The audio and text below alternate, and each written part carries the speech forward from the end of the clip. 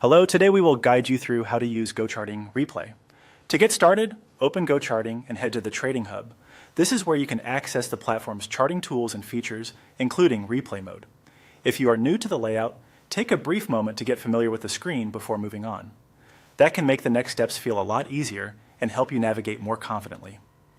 Once you are in the Trading Hub, click on Launch GoCharting Free. This will open the charting interface where you can begin working with the replay feature.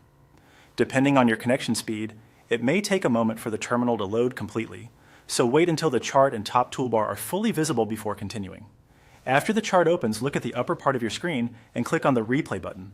This button activates Replay Mode and allows you to simulate historical price action from a point you choose on the chart. Replay can be especially useful for practice, review, and testing how you would respond to market movement in real time without needing to wait for live conditions. Once Replay Mode is enabled, locate the point on the chart where you want the replay to begin. When you find the exact area, double-click there as indicated on the screen. This tells GoCharting the starting point for the replay session. It helps to zoom in or carefully inspect the candles before double-clicking, especially if you want to begin at a very specific moment in the market. Choosing the right start point is important because it shapes the entire replay experience. After that is done, click on the play button to start the replay. The chart will begin moving forward from the point you selected, allowing you to observe price action as it unfolds step by step.